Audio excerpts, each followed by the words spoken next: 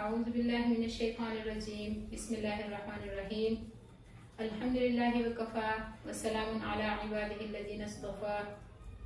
اما بعد فاعوذ باللہ من الشیطان الرجیم بسم اللہ الرحمن الرحیم۔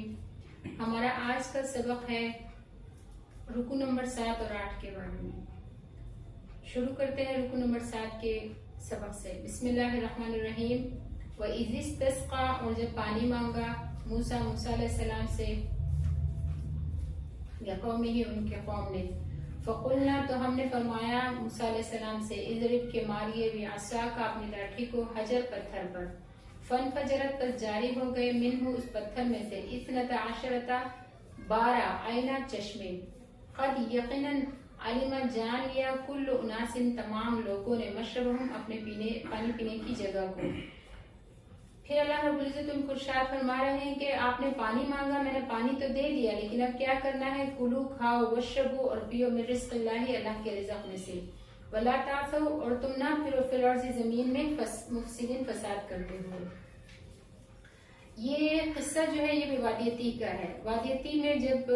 بنی اسرائیل کو پیاس لگی اور ان کو پانی کی ضرورت محسوس ہوئی تو انہوں نے حضرت موسیٰ علیہ السلام سے پانی کا مطالبہ کیا۔ تو موسیٰ علیہ السلام نے اللہ رب العزت کی بارگاہ میں دعا کی، درخواست کی، تو اللہ رب العزت نے موسیٰ علیہ السلام کو حکم فرمایا کہ اپنی لاٹھی کو پتھر پر ماریے۔ چنانچہ انہوں نے ایسا ہی کیا، تو جو پتھر تھا اس میں سے لاٹھی کے مارنے کی وجہ سے اللہ رب العزت کے حکم سے چشمے پھوٹ پڑے۔ چونکہ وہ 12 قبیلے تھے اور بہت زیادہ لڑنے والے قبیلے تھے، اس لیے اللہ رب العزت نے 12 قبیلوں کے لیے 12 ہی جو ہے نا چشمے جاری کر دیے۔ معالم التنزیل میں حضرت ابن عباس رضی اللہ تعالیٰ عنہ سے نقل کیا ہے کہ جس پتھر میں لاٹھی مارنے سے چشمے جاری ہوئے تھے، یہ ایک ہلکا سا پتھر تھا جو چوکور تھا۔ سیدنا حضرت موسیٰ علیہ السلام کے تھیلے میں رہتا تھا، جب پانی کی حاجت ہوتی تو اسے زمین پر رکھ کر لاٹھی مار دیتے تھے، جس سے چشمے جاری ہو جاتے تھے۔ پھر جب بنی اسرائیل پانی سے سیراب ہو جاتے تو حضرت موسیٰ علیہ السلام اس کو اٹھا کر تھیلے میں رکھ لیتے تھے۔ لقدق میدان میں اللہ جل شانہ نے بنی اسرائیل کے کھانے کے لیے من و سلوہ عطا فرمایا اور ان کے پینے کے لیے پتھر سے چشمے جاری فرمائے۔ یہ اللہ تعالیٰ کا بنی اسرائیل پر بہت بڑا انعام تھا اور حضرت موسیٰ علیہ السلام کا بہت بڑا معجزہ بھی تھا۔ اس لیے اللہ رب العزت نے ارشاد فرمایا کہ کلو، کھاؤ، وشربو، اور پیو، من رزق اللہ، اللہ کے رزق میں سے، ولا تعثوا فی الارض مفسدین، لیکن زمین میں فساد کرنے کے لیے نہ پھیلو، زمین میں فساد نہ مچاؤ۔ یہ تعثو جو ہے یہ عصا سے مشتق ہے، جو بہت زیادہ بڑا فساد کرنے کے معنی میں آتا ہے۔ اللہ کی نافرمانی، آپس کا قتل و قتال، ایک دوسرے پر ظلم کرنا، یہ سب بہت بڑا فساد ہے۔ نعمتوں کی ناشکری کرنے سے نعمتوں سے محرومی ہو جاتی ہے۔ اس لیے اللہ رب العزت نے فرمایا کہ میری نعمتوں کی ناشکری نہ کرنا۔ آگے اللہ رب العزت ارشاد فرماتے ہیں وَإِذْ قُلْتُمْ، اور جب تم نے کہا، یا موسیٰ، اے موسیٰ علیہ السلام، لن نصبر، ہرگز ہم صبر نہیں کریں گے، علی طعام واحد، ایک ہی کھانے پر، فادع لنا، بس دعا کیجیے ہمارے لیے، ربک، اپنے رب سے، یخرج لنا، کہ نکالے ہمارے لیے، مما، ان چیزوں میں سے، تنبت الارض، جو اگتی ہے زمین میں سے، جس کو زمین اگاتی ہے، من بقلھا، ساگ، وقثائھا، اور ککڑی، وفومھا، اور گندم، وعدسھا، اور مسور، وبصلھا، اور پیاز۔ قال، تو موسیٰ علیہ السلام نے فرمایا، اتستبدلون الذی، کیا تم بدلتے ہو، تبدیل کرتے ہو اس چیز کو، ہوا ادنی، جو کمتر ہے، بالذی، اس چیز سے، ہوا خیر، جو بہتر ہے، یعنی کیا تم کمتر چیز کو بہتر چیز سے بدلنا چاہتے ہو، بہتر چیز کو چھوڑ کر کمتر چیز کو لینا چاہتے ہو؟ اچھا، پھر ایسا کرو کہ بھی تو اتر جاؤ مصر، شہر میں، فإن، پس بے شک، لکم، تمہارے لیے، وہی کچھ ہوگا وہاں، ما سألتم، جو تم مانگ رہے ہو، وضربت، اور رکھ دی گئی، علیہم الذلۃ، ان پر ذلت، والمسکنۃ، اور مسکنت یعنی محتاجی، وباءوا، اور وہ لوٹے، بغضب من اللہ، اللہ کے غضب کے ساتھ، یعنی وہ اللہ کے غضب کے مستحق ہو گئے۔ ذالک، یہ اس لیے تھا، بأنہم، کہ بے شک وہ کانوا تھے، یکفرون، وہ انکار کرتے تھے، بآیات اللہ، اللہ کی آیتوں کا، ویقتلون النبیین، اور قتل کرتے تھے نبیوں کو، بغیر الحق، ناحق۔ ذالک، یہ اس لیے تھا، بما عصوا، کہ وہ نافرمان تھے، وکانوا یعتدون، اور وہ حد سے بڑھنے والے تھے۔ میدان تیہ میں بنی اسرائیل کو دونوں وقت کھانے کے لیے من و سلوہ ملتا تھا۔ انسان کا مزاج کچھ ایسا ہے کہ وہ ایک قسم کا کھانا کھاتے کھاتے بددل ہو جاتا ہے، اور اس کی طبیعت کا تقاضا ہوتا ہے کہ مختلف قسم کے کھانے کھائے۔ بنی اسرائیل من و سلوہ کھاتے کھاتے اکتا گئے، لیکن انہوں نے طبعی اکتاہٹ کو دیکھا اور اس بات کو نہ دیکھا کہ ہم ایسی بدترین غلامی سے نکل کر آئے ہیں جہاں ہمارے بچے ذبح کر دیے جاتے تھے اور ہم اف تک نہیں کر سکتے تھے۔ اللہ تعالیٰ کی اتنی بڑی نعمت ہے کہ اس کے سامنے کھانے کی طبعی اکتاہٹ پر صبر کر لینا معمولی بات ہے، لیکن انہوں نے صبر کرنے سے انکار کر دیا اور حضرت موسیٰ علیہ السلام سے کہا کہ آپ اپنے رب سے دعا کریں کہ وہ ہمارے لیے زمین سے نکلنے والی چیزیں پیدا فرمائے۔ ہمیں سبزیاں چاہیے، کھیرا چاہیے، گیہوں یعنی گندم چاہیے، مسور کی دال چاہیے اور پیاز چاہیے۔ اور طرز سوال بھی کیسا تھا، عجیب۔ وہ حضرت موسیٰ علیہ السلام سے کہہ رہے ہیں کہ آپ اپنے رب سے دعا کریں، یہ نہیں کہتے کہ ہم سب مل کر اپنے رب سے دعا کریں، گویا اپنا کوئی تعلق ہی نہیں ہے رب سے، اور گویا موسیٰ علیہ السلام نے ان کو مصر سے لا کر ایک طرح کی کھانے کی مصیبت میں ڈالا ہے، لہٰذا بس وہی دعا کریں گے اور وہی مصیبت حل کریں گے۔ ان کا شکریہ تو کجا کہ موسیٰ علیہ السلام کا شکریہ ادا کرتے کہ ان کی محنت اور کوششوں اور قربانیوں سے وہ بدترین غلامی سے نجات پائے ہیں، بجائے شکریہ کہ ان کو اور مطعون کر رہے ہیں۔ تو یہاں پر ان کی اس بات پر موسیٰ علیہ السلام کو جو ہے بہت دکھ ہوا۔ حضرت موسیٰ علیہ السلام کو بنی اسرائیل کی یہ بات جو ہے پسند نہیں آئی اور فرمایا کہ تمہارے پاس عمدہ کھانا بغیر کسب معاش یعنی بغیر محنت کے اور بغیر مشقت کے پہنچ جاتا ہے، تم اس عمدہ چیز کو چھوڑ کر گھٹیا چیزیں طلب کر رہے ہو، یہ طریقہ صحیح نہیں ہے۔ اگر تم کو سبزیاں، ترکاریاں، دال اور پیاز چاہیے تو کسی شہر میں چلے جاؤ، یہ چیزیں وہی ملیں گی۔ پھر آگے اللہ رب العزت نے ارشاد فرمایا کہ یہودیوں پر ذلت اور مسکنت رکھ دی گئی ہے، یعنی ان پر محتاجی اور ذلت جو ہے وہ لازم کر دی گئی ہے، اس لیے کہ وہ انبیاء کرام کو قتل کرتے تھے۔ تو یہ انبیاء کرام کو قتل کرنا، یہ جو ہے ان یہودیوں نے، بنی اسرائیل نے جو ہے بہت زیادہ انبیاء کو ناحق قتل کیا۔ مفسر ابن کثیر رحمۃ اللہ علیہ نے حضرت عبداللہ بن مسعود رضی اللہ تعالیٰ عنہ سے نقل کیا ہے کہ بنی اسرائیل نے شروع دن میں 300 نبیوں کو قتل کر دیا، پھر شام کو اپنے بازاروں میں سبزیوں کا کاروبار شروع کر دیا۔ پھر بنی اسرائیل نے جن انبیاء علیہ السلام کو قتل کیے، ان میں حضرت زکریا اور حضرت یحییٰ علیہ السلام کے اسماء گرامی بہت زیادہ مشہور ہیں۔ حضرت ابن عباس رضی اللہ تعالیٰ عنہ سے مروی ہے کہ نبی کریم صلی اللہ علیہ وسلم نے ارشاد فرمایا کہ قیامت کے دن لوگوں میں سب سے زیادہ سخت عذاب والا وہ شخص ہوگا جس نے کسی نبی کو قتل کیا، یا جسے کسی نبی نے قتل کیا، یا جس نے اپنے والدین میں سے کسی کو قتل کیا، اور تصویر بنانے والے کو بھی سب سے زیادہ سخت عذاب ہوگا، اور اس عالم کو بھی جس نے اپنے علم سے نفع حاصل نہیں کیا یعنی اپنے علم پر عمل نہیں کیا، ان کو بھی قیامت کے دن سخت عذاب ہوگا۔ آگے اللہ رب العزت ارشاد فرماتے ہیں ان الذین، بے شک وہ لوگ، آمنوا جو ایمان لائے، والذین، اور وہ لوگ، ہادو جو یہودی ہے، والنصارى اور جو عیسائی ہے، والصابئین اور جو صابئین ہے، من آمنا ان میں سے جو کوئی بھی ایمان لائے، باللہ اللہ پر، والیوم الآخر اور آخرت کے دن پر، وعمل صالحا اور نیک اعمال کرے گا، فلہم تو ان کے لیے، اجرہم ان کا اجر ہے، عند ربہم ان کے رب کے ہاں، ولا خوف علیہم اور نہ ان پر کوئی خوف ہوگا، ولا هم یحزنون اور نہ ہی وہ غمگین ہوں گے۔ یہاں پر اللہ رب العزت ارشاد فرما رہے ہیں کہ جو بھی کوئی شخص ایمان کی صفت سے متصف ہوگا وہ اپنے رب کے نزدیک اجر و ثواب کا مستحق ہوگا اور بے خوف و بے غم ہوگا۔ یہ ایمان کی صفت ہر قوم کے اپنے اپنے زمانے کے اعتبار سے تھی۔ یہودیوں کا ایمان یہ تھا کہ حضرت موسیٰ علیہ السلام پر اور تورات شریف پر ایمان لائے اور ہر اس عقیدہ کو مانے جو حضرت موسیٰ علیہ السلام نے بتایا۔ پھر جب حضرت عیسیٰ علیہ السلام کی بعثت ہوئی تو حضرت عیسیٰ علیہ السلام پر اور انجیل شریف پر ایمان لانا اور ان کی شریعت کو پوری طرح سے ماننا اور جو کچھ انہوں نے بتایا اس کو تسلیم کرنا، یہ ان کے زمانہ کے لوگوں کا ایمان تھا جو اللہ تعالیٰ کے ہاں مقبول تھا۔ جو لوگ ان پر ایمان نہ لائے یا ایمان تو لائے لیکن بعد میں ان کی شریعت کو بدل دیا یا ان کے دل میں شرک داخل کر دیا، وہ لوگ مومن نہ رہے۔ یہودیوں نے جب ان کی نبوت اور رسالت سے انکار کیا تو ان میں جو اب تک مومن تھے وہ بھی کافر ہو گئے۔ پھر اس آیت سے جو ہے ہمارے خاتم النبیین صلی اللہ علیہ وسلم کی بعثت عامہ کا اعلان بھی ہو رہا ہے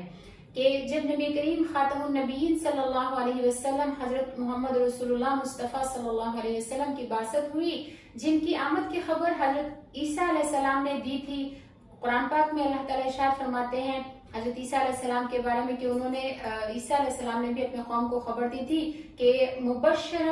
مبشرن ایک رسول ہے، مبشرن برسول کے انہوں نے خوشخبری دی رسول کے بارے میں، ایسے رسول کے بارے میں یاتی کہ جو آئیں گے من بعد میرے بعد، اسمہ احمد اور ان کا نام احمد ہوگا، اور ان کا یعنی نبی علیہ السلام کا تذکرہ توریت اور انجیل میں پاتے تھے، جیسے کہ قرآن پاک میں اللہ رب العزت ارشاد فرماتے ہیں یجدونہ مکتوبا عندہم کہ وہ اس کو لکھا ہو پاتے ہیں ان کے پاس فی التوراۃ والانجیل، تورات اور انجیل میں۔ تو اب ایمان یہ ہو گیا کہ حضرت خاتم النبیین صلی اللہ علیہ وسلم پر ایمان لائے اور آپ کی ہر بات تسلیم کرے۔ اور دنیا میں جتنی بھی قومیں بستی ہیں اور جتنے اہل مذاہب جو ہے وہ بستے ہیں، وہ سب نبی کریم صلی اللہ علیہ وسلم کی جو بعثت کے وقت موجود ہے یا اب موجود ہے، یا وہ خواہ کسی بھی نبی کے ماننے والے ہوں یا تھے یا اب مانتے ہیں، خواہ کسی بھی دین پر ہو، ان سب پر فرض ہے کہ وہ نبی کریم خاتم النبیین صلی اللہ علیہ وسلم پر ایمان لائے اور ہر وہ عقیدہ تسلیم کرے اور مانے جو آپ نے بتایا۔ قیامت تک کے لیے ہر قوم، ہر جماعت، ہر فرد، ہر علاقہ کے انسان آپ کی امت میں شامل ہے اور آپ کی دعوت ماننا ان کے لیے لازم ہے۔ لہٰذا جب نبی کریم صلی اللہ علیہ وسلم کی بعثت ہوئی، یہودی، نصرانی، سائبین اور ہر قوم اور ہر اہل مذہب کے لیے معیار نجات صرف سیدنا حضرت محمد رسول اللہ صلی اللہ علیہ وسلم کی ذات گرامی ہے، کیونکہ اللہ تعالیٰ کے ہاں اور کسی قسم کا کوئی ایمان معتبر نہیں، صرف یہی ایمان معتبر ہے کہ نبی کریم صلی اللہ علیہ وسلم پر ایمان لائے اور آپ نے جو کچھ بتایا ہے اس کو دل سے مانے اور تسلیم کریں۔ اب یہود کون تھے؟ یہود کا جیسے کہ میں دوسرے سبق میں بتا چکی ہوں کہ یہود جو ہے یہ بنی اسرائیل کو کہا جاتا تھا، بنی اسرائیل کا ایک مشہور نام جو ہے وہ یہود ہے۔ اور ان کو یہود کیوں کہا جاتا تھا اس کے میں نے آپ کو 3 معنی بتائے تھے کہ ایک یہ یہود جو ہے توبہ کرنے کے معنی میں آتا ہے، اور چونکہ ان لوگوں نے بچڑے کی عبادت سے توبہ کی تھی اس لیے ان کو بھی یہود کہا جاتا ہے، اور اس وجہ سے بھی کہ یعقوب علیہ السلام کے سب سے بڑے بیٹے کا نام یہودا تھا اور یہ انہی کی نسل تھی، اس لیے ان سے منسوب کر کے ان کو یہودی کہا جاتا ہے۔ اور اس لیے بھی کہ یہ لفظ یہود جو ہے تہود یعنی تحرک سے مشتق ہے، تحرک بمعنی حرکت کرنے کے ہیں، چونکہ یہ لوگ جب تورات پڑھتے تھے تو یہ حرکت کرتے تھے یعنی ہلتے تھے، اس لیے بھی ان کا یہ لقب پڑ گیا۔ نصارہ جو ہے، نصارہ سے کون لوگ مراد ہے؟ نصارہ سے عیسائی لوگ مراد ہے جو حضرت عیسیٰ علیہ السلام کے دین کو ماننے کے مدعی ہے۔ بعض حضرات نے فرمایا کہ یہ لفظ نصرت سے مشتق ہے، جب حضرت عیسیٰ علیہ السلام نے من انصاری الی اللہ فرمایا تو ان کے حواریین نے نحن انصار اللہ کہا، جیسے کہ سورہ صف میں مذکور ہے۔ لفظ نصارہ کو جمع نصران کی بتایا گیا ہے، جیسے کہ سکران کی جمع سکارا ہے، تو لہٰذا یہ نصارہ جو ہے مددگار سے بھی ہے۔ بہرحال وجہ تسمیہ جو بھی ہو، نصارہ سے وہ لوگ مراد ہیں جو حضرت عیسیٰ علیہ السلام کے ماننے والے ہیں۔ پھر سائبین جو ہے، سائبین ان کے بارے میں یہ مختلف اقوال ہے۔ زمانہ نزول قرآن میں اس فرقہ کا وجود تھا، ان لوگوں کا دین کیا تھا اس کے بارے میں حضرات مفسرین نے بہت سے اقوال نقل فرمائے ہیں۔ حضرت امام مجاہد رحمۃ اللہ علیہ نے فرمایا کہ یہ لوگ مجوسیت، یہودیت اور نصرانیت کے درمیان تھے۔ مجوسی وہ لوگ ہیں جو آتش پرست ہیں، تو فرمایا کہ ان کا کوئی مستقل دین نہ تھا۔ حضرت حسن بصری رحمۃ اللہ علیہ نے فرمایا کہ یہ لوگ فرشتوں کی عبادت کیا کرتے تھے۔ ابن ابی زناد نے اپنے والد سے نقل کیا کہ یہ وہ لوگ تھے جو عراق کے قریب رہتے تھے اور تمام انبیاء کرام پر ایمان لاتے تھے اور سال بھر میں 30 روزے رکھ لیتے تھے اور یمن کی طرف رخ کر کے نمازیں پڑھتے تھے۔ عبد الرحمن بن زید نے فرمایا کہ یہ لوگ موصل کے جزیرہ میں تھے، صرف لا الہ الا اللہ کہتے تھے۔ خلیل کا قول ہے کہ ان کا دین نصارہ کے دین سے ملتا جلتا تھا، ان کا قبلہ جو ہے وہ جنوبی ہوا کی طرف تھا۔ یہ لوگ سمجھتے تھے کہ ہم نوح علیہ السلام کے دین پر ہے۔ وہب بن منبہ رضی اللہ تعالیٰ عنہ کا رحمۃ اللہ علیہ کا قول ہے کہ یہ لوگ نہ دین یہودیت پر تھے، نہ نصرانیت پر، نہ مجوسیت پر اور مشرک نہ تھے، یہ فطرت پر باقی تھے، اس کا کوئی مقرر دین نہ تھا جس کے اتباع کرتے۔ اور بعض علماء کا قول ہے کہ سائبین سے وہ لوگ مراد ہیں جن کو کسی نبی کی دعوت نہیں پہنچی۔ صاحب القرآن جو ہے وہ اس آیت کے فائدے میں لکھتے ہیں کہ قانون یہ ہے کہ ہمارے دربار میں کسی کی تخصیص نہیں، جو یعنی اللہ رب العزت یہ فرماتے ہیں کہ جو شخص پوری اطاعت اعتقاد اور اعمال میں اختیار کرے گا، خواہ یعنی عقیدہ اور عمل دونوں لحاظ سے پوری اطاعت کرے گا اللہ رب العزت کی، تو وہ خواہ پہلے کیسا ہی گناہگار کیوں نہ رہا ہو یا کسی دین پر کیوں نہ ہو، ہمارے یہاں مقبول ہے اور اس کی خدمت مشکور ہے۔ اور ظاہر ہے کہ قرآن کے نازل ہونے کے بعد پوری اطاعت مسلمان ہونے پر ہی منحصر ہے۔ آگے اللہ رب العزت ارشاد فرماتے ہیں کہ وَإِذْ أَخَذْنَا، اور جب ہم نے لیا مِيثَاقَكُمْ تم سے وعدہ، وَرَفَعْنَا، اور ہم نے بلند کیا فوقکم الطور تمہارے اوپر کوہ طور کو، خذوا کہ پکڑو ما آتیناکم جو ہم نے تم کو دیا ہے، بقوت مضبوطی کے ساتھ، واذکروا اور یاد کرو ما فیہ جو کچھ اس میں ہے، لعلکم شاید کہ تم تتقون پرہیزگار ہو جاؤ۔ ثم پھر تولیتم تم پھر گئے، من بعد ذلک اس کے بعد، فلولا فضل اللہ علیکم پس اگر اللہ کا فضل تم پر نہ ہوتا، ورحمتہ اور اس کی رحمت نہ ہوتی، لکنتم من الخاسرین تو تم ہوتے نقصان اٹھانے والوں میں سے۔ جب حضرت موسیٰ علیہ السلام تورات شریف لے کر آئے اور مستقل شریعت بنی اسرائیل کو دی گئی، تو بنی اسرائیل سے عہد لیا گیا کہ اللہ وحدہ لا شریک لہ کی کتاب پر ایمان لائے اور اس کے رسول کا اتباع کرے اور اس کی شریعت پر عمل کرے۔ جب انہوں نے سخت احکام دیکھے تو عمل کرنے سے انکاری ہو گئے، لہٰذا اللہ تعالیٰ نے کوہ طور پہاڑ کو اس کی جگہ سے اکھاڑ کر ان کے اوپر کھڑا کر دیا اور فرمایا کہ ہم نے جو کچھ دیا ہے یعنی جو احکام ہم نے دیے ہیں اس کو پوری طاقت کے ساتھ مضبوطی سے پکڑ لو اور جو کچھ اس میں ہے اس کو یاد کرو۔ تو جب انہوں نے دیکھا کہ واقعی پہاڑ گرنے کو ہے تو اس وقت مان لیا، لیکن بعد میں اس میثاق عظیم کو توڑ دیا اور اقرار سے پھر گئے۔ اللہ تعالیٰ نے ان کو توبہ کرنے کی توفیق دی اور ان کو باقی رکھا اور حضرات انبیاء کرام ان کی طرف آتے رہے اور ان کو ہدایات دیتے رہے۔ اللہ کا فضل نہ ہوتا اور اس کی رحمت شامل حال نہ ہوتی تو دنیا آخرت میں برباد ہو جاتے۔ پھر یہاں پہ ایک سوال پیدا ہوتا ہے کہ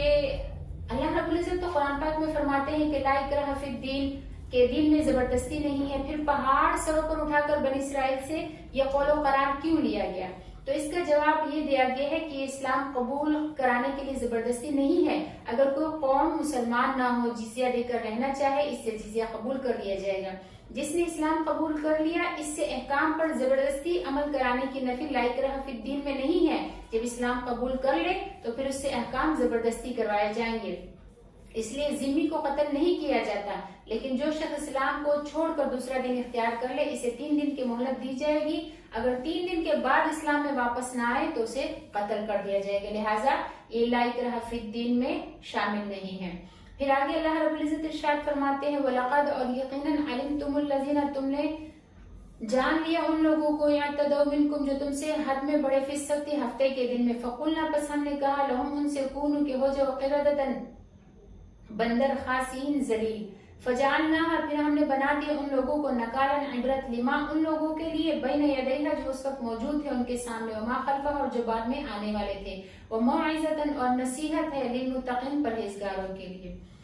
یہ آیات جو ہے اس آیت کا شان نزول یہ ہے کہ بنی اسرائیل جو ہے ان میں ایک جماعت ایسی تھی جو ماہی گیر تھے، مچھیرے تھے جو مچھلیاں پکڑتے ہیں، تو ان کو اللہ رب العزت نے مچھلی کا وہ شکار کرتے تھے، تو اللہ رب العزت نے ان کو چونکہ یہودیوں کے ہاں ہفتے کا دن عبادت کا دن ہے، جیسے ہمارے ہاں جو ہے جمعے کا دن عبادت کے لیے خاص ہوتا ہے، عبادت کے لیے ہمارے ہاں کوئی خاص وقت مقرر نہیں، کوئی خاص دن مقرر نہیں، لیکن جمعے کا دن جو ہے وہ جمعے کی نماز کے لیے جو ایک خاص عبادت ہے جو ہفتے میں 1 مرتبہ صرف کی جاتی ہے اس کے لیے خاص ہے، تو اسی طرح ان کے یہاں صرف ہفتے کا دن جو تھا وہ عبادت کے لیے خاص تھا، تو ان کو اللہ رب العزت نے اس بات سے منع فرمایا تھا کہ ہفتے کے دن تم صرف عبادت کرو گے، اس دن تم شکار نہیں کرو گے، لیکن اللہ رب العزت نے چونکہ ان کو آزمانا تھا تو قدرت کی طرف سے ان کا امتحان تھا کہ ہفتے والے دن مچھلیاں جو ہے وہ پانی کے اوپر چڑھ چڑھ کر خوب ابھر کر اوپر آتی تھی، سامنے آتی تھی، لیکن ان کو مچھلی کا شکار کرنے سے منع کیا گیا تھا۔ تو انہوں نے کیا کیا، انہوں نے ایک ہیلا کیا، انہوں نے یہ کیا کہ وہ جمعے والے دن ہفتے والے دن جال ڈال لیتے یا جو جس کانٹے وغیرہ سے مچھلی پکڑتے وہ مچھلی جو ہے وہ مچھلی پکڑنے والے کانٹے ڈال دیتے، اور پھر جب ہفتے کا دن گزر جاتا تو اتوار والے دن اس کو پکڑ لیتے اور پھر خود کو خود ہی سمجھاتے تھے کہ یہ تو ہم نے جو مچھلیاں جو ہے یہ تو ہم نے ہفتے والے دن نہیں پکڑی، تو ہم نے اتوار والے دن پکڑی ہے، یا جمعے والے دن جو ہے وہ کانٹے ڈال دیتے اور پھر ہفتے والے دن جب ہفتے کا دن گزر جاتا تو رات میں یا شام میں وہ جال یا وہ کانٹے نکال لیتے اور کہتے کہ یہ تو ہم نے آج نہیں پکڑے، ہم نے تو کل کا جال ڈالا تھا۔ تو اس کی سزا کے طور پہ کہ انہوں نے اللہ رب العزت کے ساتھ ہیلے بہانے کیے اور اللہ رب العزت کے حکم کو نہیں مانا، تو اللہ رب العزت نے سزا کے طور پر ان لوگوں کو بندر بنا دیا۔ پھر وہ لوگ جب ان پر یہ عذاب آیا کہ اللہ پاک نے ان کو بندر بنا دیا، تو وہ لوگ جو بندر بنا دیے گئے تو بندروں کی طرح آوازیں نکالتے تھے اور ان کی دمیں بھی پیدا ہو گئی، اور جو لوگ ان کو منع کرتے تھے کہ ہفتے کے دن شکار نہ کرو، وہ ان کے پاس گئے اور کہا کہ کیا ہم نے تم کو منع نہیں کیا تھا، تو وہ سر ہلا کر جواب دیتے تھے۔ پھر اس میں یہ بھی ہے کہ بندر اور خنازیر بنا دیے گئے، آگے جیسے سورہ مائدہ کی ایک آیت میں آتا ہے وَجَعَلَ مِنْهُمُ الْقِرَدَةَ وَالْخَنَازِيرَ، کہ ہم نے ان کو جو ہے بندر اور خنزیر بنا دیا۔ تو یہ خنزیر بنا دینے کا واقعہ اس واقعے سے متعلق ہے، یعنی ہفتے کے دن سے یہ الگ ہے، تو اس کے بارے میں مختلف اقوال ہے، کوئی صحیح روایت نہیں ملی۔ البتہ ابن عباس رضی اللہ تعالیٰ عنہ نے نقل کیا ہے کہ ہفتے کے دن زیادتی کرنے والے بندر بنا دیے گئے اور خنزیر بھی، ان میں جو جوان تھے وہ بندر ہو گئے اور جو بوڑھے تھے وہ خنزیر بنا دیے گئے۔ اور حضرت ابن عباس رضی اللہ تعالیٰ عنہ سے یہ بھی منقول ہے کہ جو قوم مسخ ہوئی ہے وہ مسخ شدہ حالت میں 3 دنوں سے زیادہ نہیں رہی، ان 3 دنوں میں انہوں نے نہ کچھ کھایا پیا اور نہ ان کی نسل چلی۔ یہ جو بندروں اور خنزیروں کی نسلیں اب موجود ہیں، یہ مسخ شدہ قوموں کی نسلیں نہیں ہیں، بلکہ یہ سب اللہ تعالیٰ کی ایک الگ مستقل مخلوق ہے۔ پھر آگے اللہ رب العزت ارشاد فرماتے ہیں کہ وَإِذْ قَالَ مُوسَىٰ، اور جب فرمایا موسیٰ علیہ السلام نے لِقَوْمِهِ اپنے قوم سے، إِنَّ اللَّهَ کہ بے شک اللہ تعالیٰ يَأْمُرُكُمْ تم کو حکم دیتا ہے أَن تَذْبَحُوا کہ تم ذبح کرو بقرہ ایک گائے۔ قالوا تو انہوں نے کہا، قوم نے کہا اتتخذنا ہزوا، اے موسیٰ علیہ السلام یہ کیا آپ ہم سے مذاق کر رہے ہیں؟ قال تو موسیٰ علیہ السلام نے فرمایا اعوذ باللہ میں پناہ مانگتا ہوں اللہ تعالیٰ کی ان اس بات سے اکونا کہ میں ہو جاؤں من الجاہلین نادانوں میں سے، یعنی مذاق کرنا تو نادانوں اور جاہلوں کا کام ہے۔ یہاں پہ لفظ جاہل آیا ہے، لیکن چونکہ انبیاء کے شان نہیں ہے یہ لفظ، اس لیے جاہل کا معنی جو ہے ہم نادان سے کریں گے۔ قالوا تو قوم نے کہا ادعو لنا دعا کیجئے ہمارے لیے ربک اپنے رب سے، یبین لنا کہ ہمارے لیے بیان کرے، ہمیں بتا دے، واضح کر دے، مان لیا کہ وہ گائیں کیسی ہوگی۔ قال تو موسیٰ علیہ السلام نے فرمایا انہ یقول بے شک اللہ تعالیٰ فرماتے ہیں انہا بقرۃ کہ بے شک وہ گائیں جو ہے لا فارض نہ بوڑھی ہوگی ولا بکر اور نہ جوان ہوگی، عوان درمیانی ہوگی، بین ذالک دونوں کے بیچ میں، فافعلوا پس تم کرو ما تؤمرون جو تم کو حکم دیا گیا ہے۔ قالوا تو قوم نے قالوا ادعو لنا تو انہوں نے کہا کہ آپ دعا کیجئے ہمارے لیے موسیٰ علیہ السلام ربک اپنے رب سے، یبین لنا کہ ہمارے لیے بیان کرے ما لونہا کہ اس کا رنگ کیسا ہوگا۔ قال تو موسیٰ علیہ السلام نے فرمایا انہ یقول بے شک اللہ تعالیٰ فرماتے ہیں انہا بقرۃ کہ وہ گائیں جو ہے صفراء تیز رنگ کی ہوگی، فاقع لونہا اور پیلا اس کا رنگ ہوگا، تیز رنگ ہوگا، پیلی ہوگی اور تیز اس کا رنگ ہوگا، ایسا تیز رنگ تسر الناظرین کہ جو دیکھنے والوں کو مزہ دے گی، سرور دے گی، اچھا لگے گا وہ رنگ۔ قالوا ادعو لنا ربک تو پھر انہوں نے کہا کہ اے موسیٰ علیہ السلام اپنے رب سے ہمارے لیے دعا کیجئے، یبین لنا کہ بیان کرے ہمارے لیے مان ہے کہ وہ گائیں جو ہے وہ کیسی ہوگی۔ ان البقرہ بے شک وہ گائیں جو ہے تشابہ علینا وہ ہم کو مشتبہ ہو رہی ہے ہم پر، وَإِنَّا اور بے شک ہم انشاءاللہ اگر اللہ نے چاہا لَمُهْتَدُونَ تو ہدایت پا لیں گے۔ قال تو موسیٰ علیہ السلام نے فرمایا انہ یقول بے شک اللہ تعالیٰ فرماتے ہیں انہا بقرۃ کہ بے شک وہ گائیں جو ہے لا ذلول تثیر الارض کہ وہ جو ہے بالکل صحیح سالم ہوگی، لا ذلول تثیر الارض نہ اس نے زمین میں کھیتی کی ہوگی، ولا تسقی الحرث اور نہ جو ہے اس نے کھیتوں کو پانی دیا ہوگا، مسلمتن اور سالم ہوگی وہ گائے، لا شیۃ فیہا اس میں کوئی عیب نہیں ہوگا۔ قالوا تو وہ کہنے لگے الآن اب جئت آپ آئے ہیں بالحق یعنی اب آپ نے ٹھیک طرح سے بات بیان کر دی ہے، فذبحوها اور انہوں نے اس گائے کو ذبح کر دیا، وما كانوا يفعلون اور نہیں لگتا تھا کہ وہ ایسا کر لیں گے، وہ گائے ذبح کر لیں گے۔ یہاں پر جو ہے ان آیات کی جو تفسیر ہے اس میں 2 واقعات ذکر کیے جاتے ہیں۔ بنی اسرائیل میں ایک شخص تھا آمین نامی، اس آمین نامی شخص کو کسی نے قتل کر دیا۔ اب اس کے بارے میں 2 واقعات ہیں۔ ایک واقعہ یہ ہے کہ وہ آمیر جو تھا وہ بہت مالدار تھا اور اس کی کوئی اولاد نہیں تھی، اور اس کے بھائی کے بچے تھے جو کہ بڑے تنگ دست تھے، ان کو پتا تھا کہ ہمارا چچا جب فوت ہو جائے گا تو یہ میراث ہمیں ملے گی، تو وہ اپنے چچا کا انتظار کرتے کہ ہمارا چچا مر جائے، میراث ہمیں مل جائے، لیکن چچا की जिंदगी लंबी होती गई। लिहाजा शैतान ने उनको ये समझाया कि उन्होंने अपने चचा को खुद ही मार दिया, और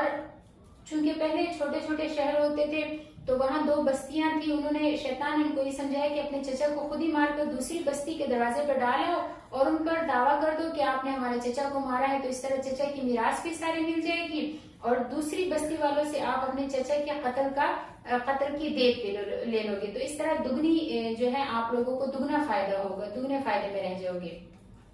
और दूसरा वाक़या जो है वो ये आता है कि ये जो आमिल नामी शख्स था ये बड़ा मालदार था और इसकी बेटी थी जो बड़ी खूबसूरत थी, और इसके भाई के बेटे थे वो जरा तंगदस्त थे, तो वो ये चाहते थे, उनमें से वो एक जो भाई का बेटा था वो ये चाहता था कि चचा की सारी मिरास भी मुझे मिल जाए और इसकी बेटी जो इतनी खूबसूरत है ये भी मुझे मिल जाए, और जब बेटी से शादी होगी तो लाजमी बात है कि सारी मिरास बेटी को मिलेगी, तो उसकी तवस्सुत से मुझे मिल जाएगी। उसने रिश्ता मांगा, चाचा ने इनकार कर दिया, तो उसने ये किया कि उसने चचा को खुद ही मार कर और दूसरे जो है लोग थे उन पर दावा कर दिया और उनसे कहने लगे कि आप लोगों ने हमारे चचा को मारा है, लिहाजा अब हम तुमसे खून बहा लेंगे, यानी इसकी दियत लेंगे। तो ये वाकया जो है जब ये मसला पड़ा, जब वो आमिल के भतीजों ने अपने चचा के कत्ल का जब दावा किया दूसरी बस्ती वालों पर, तो उन्होंने शोर डाल दिया कि हमारा तो सुबह से शाम तक दरवाजा ही नहीं खुला, तो हम कैसे, ना कोई अंदर आया ना कोई बाहर गया, तो हमने कैसे तुम्हारे चचा को कत्ल किया। लिहाजा जब ये लड़ाई ज्यादा बढ़ी तो ये वाकया हजरत मूसा अलैहिस्सलाम तक जो है चला गया। वाकया मूसा अलैहिस्सलाम तक पहुंचा, उन्होंने मूसा अलैहिस्सलाम की तरफ रुजू किया, मूसा अलैहिस्सलाम के पास आया। मूसा अलैहिस्सलाम ने कातिल का पता चलाने के लिए जो है अल्लाह ताला से मशवरा लिया। अल्लाह ताला ने उनको मशवरा दी कि आप ऐसे करें, इनसे कहे कि गाय ज़िबा कर ले और उसका थोड़ा सा गोश्त लेकर ये मकतूल के जिस्म पे रख दे, तो ये मकतूल खुद ही जिंदा हो जाएगा और ये बता देगा कि उसको किसने मारा है। जब उन्होंने हजरत मूसा अलैहिस्सलाम ने बनी इसराइल को इसके बारे में बताया, तो चूंकि बनी इसराइल जो है वो बहुत ज्यादा सवाल पूछने वाली कौम थी, बहुत ज्यादा सवाल पूछते थे, तो वो पूछने लगे कि वो गाय कैसी हो, उसका रंग कैसा हो, बूढ़ी हो कि जवान हो। तो इन आयत में ये सारा किस्सा बयान किया गया है। शुरू में जब मूसा अलैहिस्सलाम ने उनको गाय ज़िबा करने के बारे में बताया तो वो ये समझे कि शायद मूसा अलैहिस्सलाम हमसे मजाक कर रहे हैं। तो यहाँ पर मूसा अलैहिस्सलाम ने जवाब दे दिया कि मैं अल्लाह की पनाह मांगता हूँ इस बात से कि मैं नादानों में हो जाऊँ। मतलब ये कि फजूल हंसी मजाक करना, तबई खुश मिजाजी जो है हमारे नबी अलैहिस्सलाम से साबित है, लेकिन फजूल मजाक, हंसी मजाक करना ये जाहिलों और नादानों का काम है। इसलिए हजरत मूसा अलैहिस्सलाम ने यहाँ पर ये फरमाया कि मैं अल्लाह रब्बुल इज्जत की पनाह चाहता हूँ इस बात से कि मैं फजूल हंसी मजाक करूँ और मैं जाहिलों में यानी नादानों में हो जाऊँ। तो यहाँ पर उन्होंने फिर ये किया कि जब वो बैल यहाँ पर वो गाय की वो तलाश में थे, यहाँ जैसे जैसे वो सवालात पूछते जाते तो ऐसे ही जो है उनको जवाबात मिलते जाते। अल्लाह रब्बुल इज्जत फरमा रहे थे, जब उन्होंने सवालात सारे पूछ लिए और अल्लाह ताला ने जो निशानियां उनको बता दी, तो ये जो गाय है ये उनको बनी इसराइल के एक आदमी था उसके पास ये गाय मिल गई। जब ये उसके पास गए, उससे कीमत पूछी तो उसने बहुत बड़ी उसकी कीमत लगा दी। बाज इसराइली रिवायात है उसमें है कि इतना ज्यादा महंगा इस जानवर को बेचा गया, ये मखसूस सिफात वाला जो जानवर था यानी गाय, कि इसी असना में वो एक शख्स के पास से गुजरे कि उनको वो गाय मिली, उन्होंने उसकी सिफतें देखी, वो सारी उस गाय में मौजूद थी, तो उसको उन्होंने 10 उसके गाय के वजन के 10 गुना बराबर सोना देने पर मामला हुआ कि इस गाय के वजन के 10 गुना बराबर जो है आप हमें सोना देकर ये गाय मुझसे ले लो। और तफसीर इब्न कसीर में लिखा है, हजरत इब्न अब्बास रजी अल्लाह तआला अन्हु से ये मक़बूल है कि इस बैल की ये जो गाय थी इसकी खाल दिनारों से भर कर देने पर सौदा किया और इसके मालिक ने इस कदर दिनार लेकर वो गाय जो है वो इनकी हवाले कर दी। लिहाजा अल्लाह करके उन्होंने वो गाय जो है वो ज़िबा की और इसका गोश्त जो है वो लेकर वो आमील नामे जो शख्स था उस पर जब रख दिया तो अल्लाह के हुक्म से वो जिंदा हो गया और उसने खुद ही बता दिया कि उसके भतीजे ने उसको जो है कत्ल किया है। फिर उसके भतीजों का क्या मामला हुआ, ये आगे किस तरह का मामला हुआ, ये जिंदा कैसे हो गया, इंशाल्लाह आपको अगले सबक में बताएंगे। आज के लिए इतना ही काफी है। दुआ में याद रखिए और बार बार रोजाना मैं आपसे यही कहती हूँ कि खुसूसी तौर पर ये दुआ कीजिए कि अल्लाह ताला हमारे इस काविश को दुनिया और आखिरत में कबूल फरमाए और हमारी दुनिया और आखिरत की कामयाबी का जरिया बनाए। आखिर दावाना अनिल हम्दुलिल्लाहि रब्बिल आलमीन। अस्सलामु अलैकुम।